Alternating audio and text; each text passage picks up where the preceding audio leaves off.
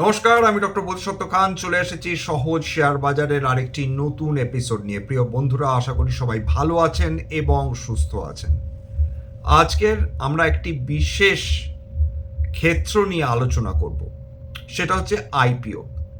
আপনারা সবাই জানেন, যখন একটি কোম্পানি তার পাবলিক লিস্টিং হয়, তারা দুভাবে টাকা তোলে। এক, অফার ফর সেল, অর্থাৎ আনলিস্টেড অবস্থায় থাকার সময় যে বিনিয়োগকারীরা সেই কোম্পানিতে বিনিয়োগ করেছিলেন, তাদের মধ্যে কয়েকজন সেই কোম্পানি থেকে এক্সিট নিতে চান, অর্থাৎ বেরিয়ে যেতে চান। আবার কিছু কিছু ক্ষেত্রে নতুন শেয়ার্স ইস্যু করা হয়, যেটা জনগণকে বিক্রি করা হয়, যার মাধ্যমে একটি কোম্পানি টাকা তুলতে পারে। সামনে যেটা খবর আসছে যে দুটো মেজর আইপিও বাজারে আসতে পারে। কেন আসতে পারে? তার কারণ বহু বছর ধরে এই দুটি কোম্পানির আইপিও বাজারে আসার কথা চলছে, কিন্তু কোনো না কোনো কারণে এদের আইপিও আসা নিয়েই একটা সংকট তৈরি হয়েছে বা একটা অনিশ্চয়তা তৈরি হয়েছে বলা যেতে পারে।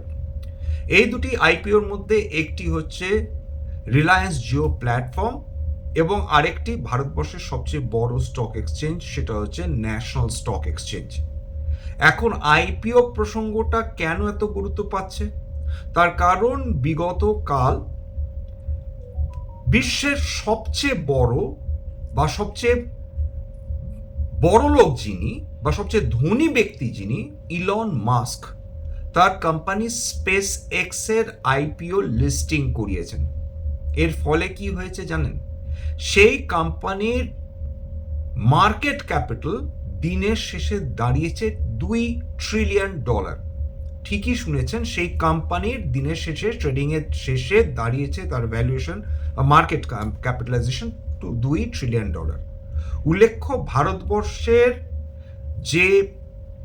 যেটাকে বলা হয় $4 ট্রিলিয়ন ইকোনমি, তার অর্ধেকই ইলন মাস্কের স্পেস এক্স সেটা ইতিমধ্যে এস্টাবলিশ করে নিয়েছে নিজেকে। এবং আরেকটি গুরুত্বপূর্ণ ব্যাপার যেটা দাঁড়িয়েছে যে ইলন মাস্ক এর ফলে বিশ্বের প্রথম ট্রিলিয়নার হয়ে উঠলেন। এবার ট্রিলিয়নার মানে কি?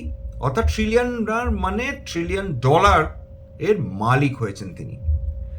$1 ট্রিলিয়ন মানে 100 লক্ষ লক্ষ কোটি টাকা। এইবার এর সঙ্গে কম্পেয়ার করুন ভারতবর্ষের সবচেয়ে বড় কোম্পানি রিলায়েন্স ইন্ডাস্ট্রিজ। রিলায়েন্স ইন্ডাস্ট্রিজের বর্তমান মার্কেট ক্যাপিটাল 17 লক্ষ কোটি টাকার আশেপাশে। অর্থাৎ স্পেস এক্স দিনের শেষে তার টোটাল মার্কেট ক্যাপিটালাইজেশন দাঁড়িয়েছে $2.11 ট্রিলিয়ন এবং রিলায়েন্স ইন্ডাস্ট্রিজের প্রায় 100 গুণ মার্কেট ক্যাপিটাল হয়ে দাঁড়িয়েছে এই কোম্পানির। অর্থাৎ ভেবে দেখুন যে স্পেস এক্সের মার্কেট ক্যাপিটাল যদি $2.11 ট্রিলিয়ন হয়, সেইখানে এনভিডিয়া তার 2.5 গুণ বড় একটি কোম্পানি, সেটা $5 ট্রিলিয়ন ইতিমধ্যেই ছাড়িয়ে গিয়েছে। অর্থাৎ ভারতের অর্থনীতির থেকেও বড় কোম্পানি হয়ে দাঁড়িয়েছে এনভিডিয়া। এবার ভবিষ্যতে ইলন মাস্কের স্পেস এক্স এনভিডিয়াকে হারিয়ে দিতে পারে কিনা, সেটাও তো একটা $1 ট্রিলিয়ন প্রশ্ন। কিন্তু এইসব কথার মানে কি? যে মুহূর্তে ইলন মাস্কের এই কোম্পানি $2 ট্রিলিয়ন কোম্পানি হয়ে উঠল এবং স্পেস এক্স, উল্লেখ্য, লিস্টিংয়ের দিনই 19% বেশি বৃদ্ধি পেয়েছে এবং ডেফিনেটলি বহু মানুষ এখানে লিস্টিং গেইন করেছেন এবং তার ফলে আরও বেশি আলোচনার কেন্দ্রবিন্দুতে চলে এসেছে রিলায়েন্স জিও প্ল্যাটফর্মের আইপিও এবং ন্যাশনাল স্টক এক্সচেঞ্জের আইপিও। যারা বিগতকাল আইএফসিআই কে দেখেছেন, তারা দেখবেন যে আইএফসিআই 20%-এর আপার সার্কিট খেয়েছে বা 20% একদিনে বৃদ্ধি পেয়েছে। আইএফসিআই কেন 20% বৃদ্ধি পেল, এতে অবাক হওয়ার মতন বিশেষ কিছু নেই। কারণ আইএফসিআই একটি সরকারি কোম্পানি, একটি public sector unit, non banking financial company. সেটা গুরুত্বপূর্ণ যতটা, তার থেকেও অনেক বেশি গুরুত্বপূর্ণ এই বৃদ্ধির সঙ্গে ন্যাশনাল স্টক এক্সচেঞ্জের একটি নিবিড় সম্পর্ক রয়েছে। কি সম্পর্ক?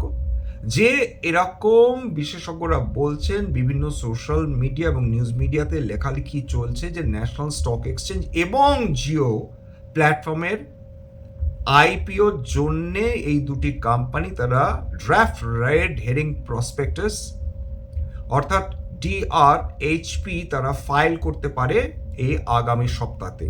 সেটা হবে কিনা সেটা পরের প্রশ্ন।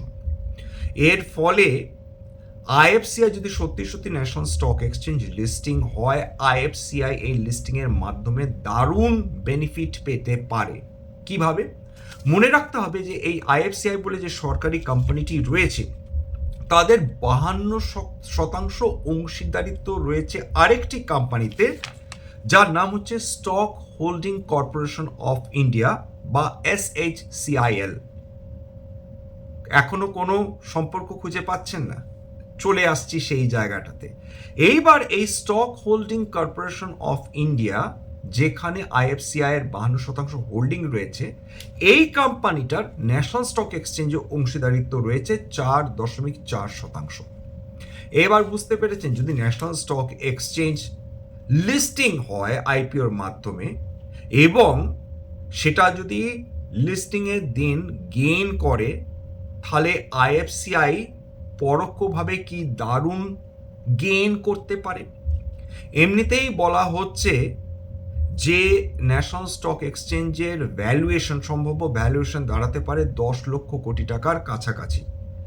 সেটা আদপেও হবে কিনা সেটা তো পরের প্রশ্ন, কিন্তু যদি এনএসসি লিস্টিং হয় এবং লিস্টিং তারা গেইন দেখাতে পারে, সেক্ষেত্রে আইএফসিআই এর হোল্ডাররা তারা পরোক্ষভাবে বেনিফিটেড হবে। এইবার চলে আসি জিও প্ল্যাটফর্ম নিয়ে। দেখুন, রিলায়েন্স ইন্ডাস্ট্রিজ তারা 52 সপ্তাহের নিম্ন স্তর বিগত কয়েকদিন ধরে লাগাতার দেখে যাচ্ছিল। রিলায়েন্স ইন্ডাস্ট্রিজের, যেটা ভারতবর্ষের সবচেয়ে বড় কোম্পানি, সেটা কোনো ধরনের শক্তি দেখাতে পাচ্ছিল না। তার পেছনে অবশ্যই রয়েছে তার অয়েল অ্যান্ড গ্যাস ভার্টিক্যাল, এবং অয়েল অ্যান্ড গ্যাস ভার্টিক্যাল যেহেতু রিলায়েন্স ইন্ডাস্ট্রিজ প্রধানত তাকে ধরা হয় একটি ডাউনস্ট্রিম কোম্পানি, কারণ তার মূল কাজ হচ্ছে ক্রুড অয়েল কিনে সেটাকে শোধন করে খোলা বাজারে বিক্রি করা। এই ইরান এবং আমেরিকার যুদ্ধের পরবর্তী সময়ে যেভাবে ক্রুড অয়েল এবং ব্রেন্ট ক্রুডের দাম বৃদ্ধি পেয়েছিল, ব্রেন্ট ক্রুড একসময় $120 প্রতি ব্যারেল ছুঁয়ে ফেলেছিল, তার ফলে রিলায়েন্স ইন্ডাস্ট্রিজ যে কম দামে ক্রুড অয়েল কিনতো, সেখানে ক্রমাগত তাদের সেই পারচেজ ভ্যালু বৃদ্ধি পেতে থাকে, অর্থাৎ তাদের প্রফিট মার্জিন কমতে থাকে বা ভবিষ্যতে কমে যাওয়ার আশঙ্কা রয়েছে। এই আশঙ্কা থেকে রিলায়েন্স ইন্ডাস্ট্রিজে যারা বিনিয়োগকারীরা তারা ক্রমাগত রিলায়েন্স ইন্ডাস্ট্রিজের শেয়ার বিক্রি করে দিতে শুরু করে। অন্যদিকে রিলায়েন্স ইন্ডাস্ট্রিজের দুটো সবচেয়ে বড় যেটা ভার্টিক্যাল রয়েছে, যেটা লিস্টিং করানোর কথা, সেটা বিগত বহু বছর ধরে টালবাহানা চলছে, এখনো লিস্টিং করাতে পারেনি।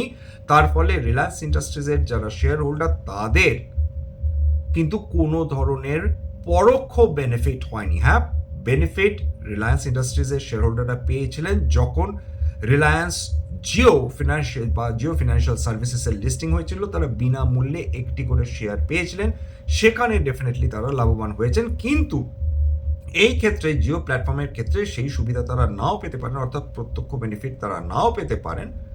যদি রিলায়েন্স জিও প্ল্যাটফর্ম লিস্টিং হয়, সেক্ষেত্রে তাদের পরোক্ষ বেনিফিট এই কারণেই হবে যে যেহেতু তারা রিলায়েন্স ইন্ডাস্ট্রিজের শেয়ার হোল্ডার, ফলে এই জিও প্ল্যাটফর্ম লিস্টিং এর ফলে যে টাকা রিলায়েন্স ইন্ডাস্ট্রিজের ভাড়ারে ঢুকবে, সেই দিক থেকে রিলায়েন্স ইন্ডাস্ট্রিজের সরাসরি শেয়ার হোল্ডাররা গেইন করবেন। কিন্তু সেই কোনো ধরনের লিস্টিং হয়নি, না জিও প্ল্যাটফর্মের হয়েছে, না রিলায়েন্স রিটেলের হয়েছে। এছাড়া রিলায়েন্সের নিউ এনার্জি বিজনেস নিয়ে কোনো ধরনের তার কিন্তু প্রভাব দেখা যাচ্ছে না, অর্থাৎ রিলায়েন্সের নিউ এনার্জি বিজনেস, যেটা মানুষ প্রত্যাশা করছেন যে তারা আদানি গ্রুপের মতন গ্রুপকে তারা একটা কড়া টক্কর দেবে, ভালো কম্পিটিশন দেবে, সেরকম কোনো ধরনের ইন্ডিকেশন এখনো দেখা যাচ্ছে না। অর্থাৎ কোথাও না কোথাও রিলায়েন্স ইন্ডাস্ট্রিজ নিউ এনার্জি বিজনেসে বেশ খানিকটা পিছিয়ে পড়েছে বড় বড় যে গ্রুপসগুলো রয়েছে ভারতবর্ষে, বিশেষ করে যারা রিনিউয়েবল এনার্জি নিয়ে ডিল করে তাদের সাপেক্ষে। ঠিক এই কারণেই রিলায়েন্স ইন্ডাস্ট্রিজে জিও প্ল্যাটফর্ম আইপিও নিয়ে এতটা উৎসাহ তৈরি হয়েছে। তার কারণ আমেরিকা তারা বিভিন্ন বড় বড় আইপিও লিস্টিংয়ের মাধ্যমে দেখিয়ে দিয়েছে যে সুবিশাল কোম্পানি হলেও তাতে বিনিয়োগকারীদের ইন্টারেস্ট থাকতে পারে, এবং একটি কোম্পানি ঠিক কতখানি বড় হতে পারে তার কিন্তু কোনো সিলিং নেই। অর্থাৎ এনভিডিয়া যেমন $5 ট্রিলিয়ন মার্কেট ক্যাপিটাল ইতিমধ্যেই হয়ে রয়েছে, যেটা ভারতবর্ষের টোটাল ইকোনমিক থেকে অনেকটাই বড়। তাহলে ভাবুন যে স্পেস এক্স যেটা একদিনে $2 ট্রিলিয়ন মার্কেট ক্যাপিটাল তৈরি করে ফেলতে পারে, সেক্ষেত্রে ভারতবর্ষের বড় বড় কোম্পানি বলে যেগুলোকে আমরা ধরে থাকি তারা কিন্তু আমেরিকার এই বড় বড় কোম্পানিগুলোর তুলনায় ভীষণ শিশু বলা যেতে পারে। তার মানে আমাদের ভারতবর্ষ যেহেতু একটি ডেভেলপিং ইকোনমি, এবং ডেভেলপিং ইকোনমিতে বিভিন্ন কোম্পানির গ্রোথ হওয়াটা আরও বেশি পসিবল এবং দ্রুত হারে গ্রো করাটা অনেক বেশি পসিবল। সেই জন্যে এই দুটি আইপিওকে ঘিরে কিন্তু বিনিয়োগকারীদের উৎসাহ রয়েছে। এছাড়া ন্যাশনাল স্টক এক্সচেঞ্জ এবং জিও প্ল্যাটফর্মস এই দুটিকে অত্যন্ত কোয়ালিটি কোম্পানি হিসাবে ধরা হচ্ছে। তার কারণ জিও প্ল্যাটফর্ম কেবলমাত্র যে একটি কেবলমাত্র টেলিকম নিয়ে ডিল করবে এমনটি কিন্তু নয়, এটা অনেক কিছুকে কেটার করবে। তার মধ্যে কিন্তু আর্টিফিশিয়াল ইন্টেলিজেন্সও রয়েছে, তার মধ্যে কিন্তু ডেটা সেন্টারকেও ধরা হচ্ছে জিও প্ল্যাটফর্মের অন্তর্গত একটি ভার্টিকাল হিসাবে। সুতরাং সেই দিক থেকে জিও প্ল্যাটফর্ম এবং ন্যাশনাল স্টক এক্সচেঞ্জ দুটোই দারুণ উৎসাহ সৃষ্টি করার ক্ষমতা রাখে বিভিন্ন বিনিয়োগকারীদের মধ্যে।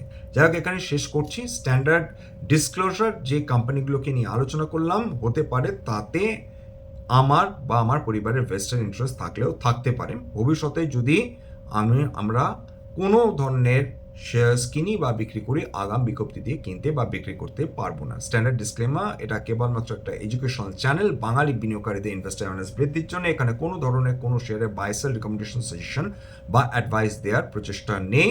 আমার কথা শুনে যদি কোনো শেয়ারের বাই সেল সিদ্ধান্ত নেন ক্ষতির মুখোমুখি হতে পারেন। সুতরাং সবসময় একজন সেবি রেজিস্টার্ড ইনভেস্টমেন্ট অ্যাডভাইসারের পরামর্শ নেওয়ার চেষ্টা করবেন বা নিজের ডিউ ডিলিজেন্স করবেন, সেক্ষেত্রে আপনি উপকৃত হলেও হতে পারেন।